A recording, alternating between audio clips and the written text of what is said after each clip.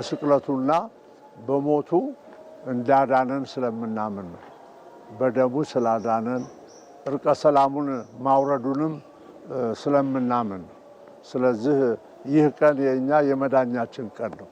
ሆኖም ግን ጌታ ምን ያህል ፍቅር እንዳሳየን ምን ያህል ትዕግስት እንዳሳየን እንዲሁም ደግሞ ለበደሉት ሁሉ ጸሎት አድርጎ የሚያደርጉትን አያውቁምና ይቅር በላቸው በማለት ይቅርታን ያስተማረበትም ዕለት ስለሆነ እኛም እርስ በራሳችን ይቅር ተባብለን እሱ በመስቀሉ ላይ ሆኖ እርቅን እንዳወረደ ሰላሙን እንዳወረደ ለኛም ለሁላችን እርቁን ሰላሙን ፍቅሩን እንዲሰጠን የምንጸልይበት ቀን ነው።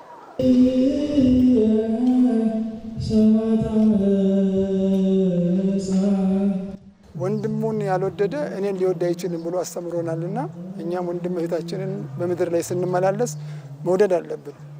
በተለያየ ምክንያት ልንገፋፋ እንችላለን፣ ግን ያ መገፋፋት ጊዜያዊ መሆን አለበት። አንዱ ለአንዱ ማሰብ መቻል አለበት። መተሳሰብ ያስፈልጋል።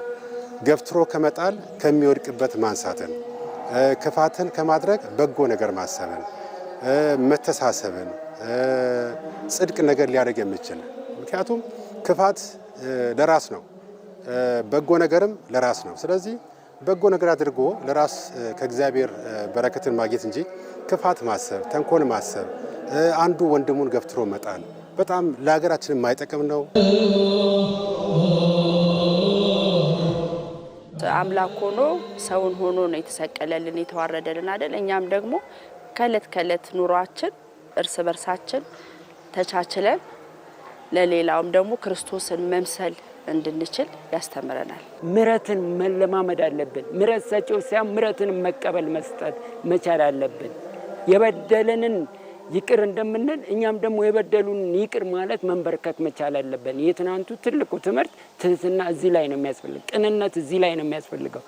ቅን እንሁን ለማለት ነው። በቅንነት ወደምንፈልገው ደረጃ እንደርሳለን።